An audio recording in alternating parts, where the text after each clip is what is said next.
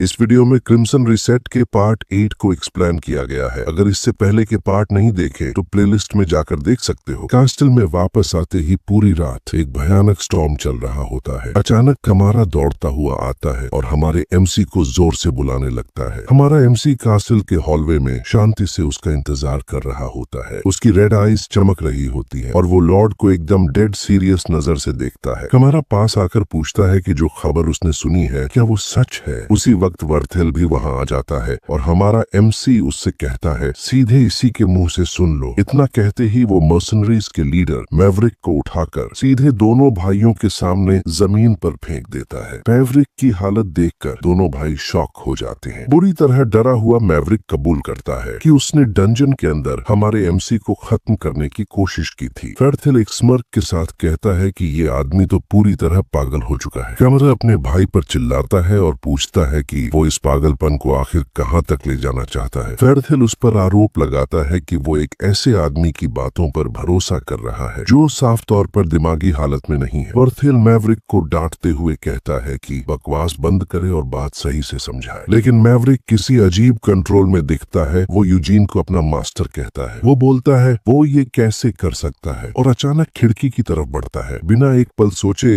वो कास्टल की ऊंचाई से खुद को नीचे फेंक देता है। कमरा बैल्कनी से उसका नाम चिल्लाता है, लेकिन तब तक बहुत देर हो चुकी होती है। मैवरिक का शरीर नीचे कोर्टयार्ड में लगी मूर्ति पर जा गिरता है और वहीं खत्म हो जाता है। वर्थेल दावा करता है कि डंजन में लोगों को मरते देखकर वो आदमी पागल हो गया था, लेकिन कमारा उसे घूरते हुए कहता है कि उसे ये अजीब लगा कि वर्थेल इस घटना के बाद इतना रिलीव्ड क्यों दिख रहा है। वर्थेल चिढ़ जाता है और कहता है कि हमारा एमसी भी उसी जैसा है। वो सवाल करता है कि क्या उसके अंदर एक नाइट जैसी कोई प्राइड भी है। हमारा एमसी शांति से पलटकर पूछता है क्या तुम सच में अपने ऑनर पर खुद को इनोसेंट कह सकते हो। डरते हुए वर्थेल हकलाता है, लेकिन फिर भी खुद को हर आरोप से बेगुनाह बताता है। तभी हमारा एमसी उसे ट्रायल बाय कॉम्बैट का चैलेंज देता है और हल्की मुस्कान के साथ कहता है कि दोनों अपनी ऑनर और ट्रूथ को दांव पर लगाएंगे, एक नाइट की तरह। वर्थेल ये सुनकर गुस्से और शौक में खामोश हो जाता है। ड्यूएल के दिन कास्टल के सर्वेंट्स आपस में गॉसिप कर रहे होते हैं। वो कहते हैं कि वर्थेल हमेशा ट्रबल करता है, लेकिन इस बार वो हद से आगे निकल गया। एक मेड पूछती है कि टारगेट कौन था, तो दूसरी बताती है सर जॉन यूजीन। इसी तरह कास्टल कोर्टयार्ड में वर्थेल हमारे एमसी के सामने ड्यूल के लिए खड़ा होता है। गंभीर चेहरे के साथ वो अपनी सोर्ड थामता है। कमारा सामने आकर घोषणा करता है कि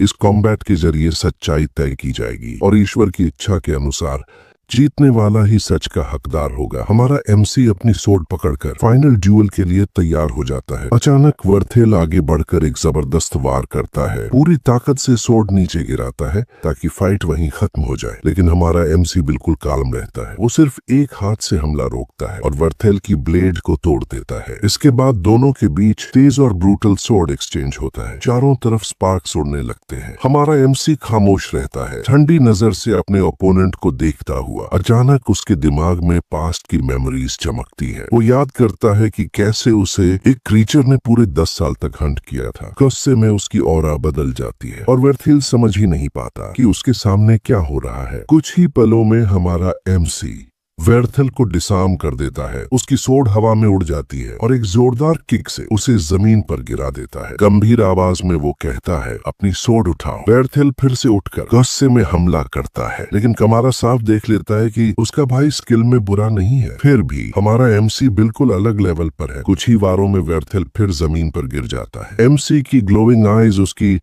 सुपीरियोरिटी साबित कर देती है। एक आखिरी स्ट्राइक के साथ फाइट खत्म हो जाती है। कमारा बीच में आकर कहता है काफी है, ड्यूएल यहीं खत्म होता है। वो सर यूजीन को विनर घोषित करता है, लेकिन वर्थेल पागलपन में चिल्लाता है, कहता है कि वो अभी भी फाइट कर सकता है और एमसी को अपने हाथों से मारेगा। कमारा उसे रोकता है और कहता है कि एक नाइट की तरह अपना अपराध स्वीकार करे, लेकिन वर्थेल पूरी तरह टूट चुका होता है। वो नफरत से एमसी का नाम चिल्लाता है और उसी को अपनी ह्यूमिलिएशन का जिम्मेदार ठहराता है। हमारा एमसी उसे ठंडी नजर से देखता है। उसकी आंखों में नीली रोशनी चमकती है। अचानक वर्थेल का शरीर जड़ हो जाता है। उसकी आर्मर टूटने लगती है और वो पैनिक करने लगता है। एमसी शांत स्वर में कहता है तुम्हें अपने भाई की आखिरी वार्निंग मान लेनी चाहिए थी। एक अंतिम वार के साथ वर्थेल हमेशा के लिए गिर जाता है। पार्ट आशिक और रबान चुपचाप सब देखते रहते हैं। हमारा एमसी कोर्टयार्ड छोड़कर चला जाता है और कमारा उदासी से अपने भाई का शरीर देखता रह जाता है। बाद में शहर में मिरियन शिकायत करती है कि एमसी ने अपना पहला वैम्पायर बेकार कर दिया। एमसी समझाता है कि वो आदमी कमजोर था और उसे वैम्पायर बनाना खतरे से भरा होता। वो कहता है कि जो अपने दांत दिखाते हैं वो मर्सी के लायक नहीं होते। अचानक कोई चिल्लाता है कि लॉर्ड गैल्फ्रेडिक को लेकर बहुत बड़ा हंगामा हो गया है। इसके बाद हमारा एमसी गिल्ड पहुंचता है और प्रिसिला उसे देखकर हैरान रह जाती है। बिल मोर उसका स्वागत करता है और कहता है कि उसने सक्सेसफुल डंजन सब्जुगेशन के बारे में सुना है। बिना समय गंवाए हमारा एमसी पूछता है कि लॉर्ड गैल्फ्रेडिक के साथ आखिर हुआ क्या। प्रिसिला अचानक चुप हो जाती है और उसे बहुत सीरियस एक्सप्रेशन के साथ देखती है। वह बताती है कि 2 हफ्ते पहले नाइट ने एक सब्जुगेशन में हिस्सा लिया था और काउंट एवरग्रो के टेरिटरी में मौजूद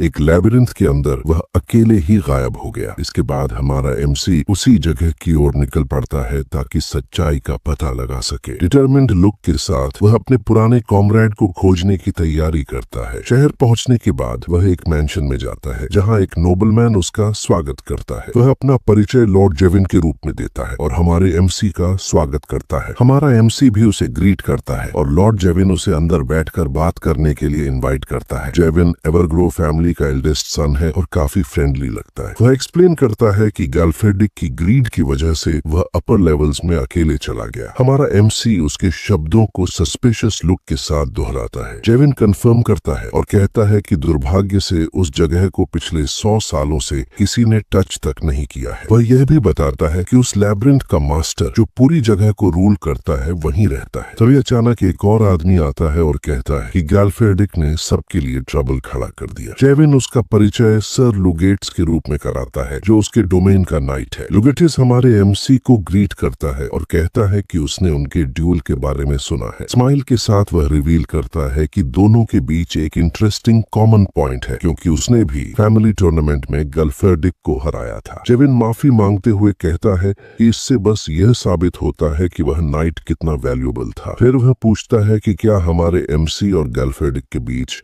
गहरी फ्रेंडशिप थी। हमारा एमसी कोल्ड लुक के साथ इसकी पुष्टि करता है जिससे मिरियन इरिटेट हो जाती है। जेविन कहता है कि एक दोस्त के लिए इतनी दूर आने पर वह हमारे एमसी को पूरा सपोर्ट देगा। वह यह भी एक्सप्लेन करता है कि अगर सर्च 1 महीने से ज्यादा चली तो गैल्फ्रेडिक को ऑफिशियली मरा हुआ डिक्लेयर कर दिया जाएगा। साथ ही वह बताता है कि 3 हफ्ते पहले ही गुजर चुके हैं और अब ज्यादा होप नहीं बची है। हमारा एमसी लॉर्ड को सीरियस और डिटरमिन्ड नजरों से देखता है और बिना समय गंवाए तुरंत लैबिरिंथ के लिए निकलने को खड़ा हो जाता है। जेविन कहता है कि वह 3 दिन में सब्जुगेशन पार्टी तैयार कर देगा और हमारे एमसी से रिक्वेस्ट करता है कि वह थोड़ी रेस्ट लेकर लॉन्ग जर्नी से रिकवर कर ले। हमारा एमसी उसे धन्यवाद देता है और कहता है कि उसे एक और चीज चाहिए और वह यह भी बताता है कि उन्होंने एक मेज हायर कर ली है जो सर्च में मदद करेगी। शहर वापस आकर मिरियन कंप्लेन करती है कि गैल्फ्रेडिक बहुत ह्यूज दिखता है और काफी गूफी लगता है। वह जेविन पर भी नाराज होती है और कहती है कि उसमें बिल्कुल मैनर्स नहीं है। हमारा एमसी सोचता है कि इस पूरी कहानी में एक नहीं बल्कि कई चीजें फिशी हैं। उसे याद आता है कि गैल्फ्रेडिक जल्द ही एक टाइटल रिसीव करने वाला था और उसके पास ऐसा रिस्क लेने की कोई वजह नहीं थी और उसने एक हल्की सी स्माइल के साथ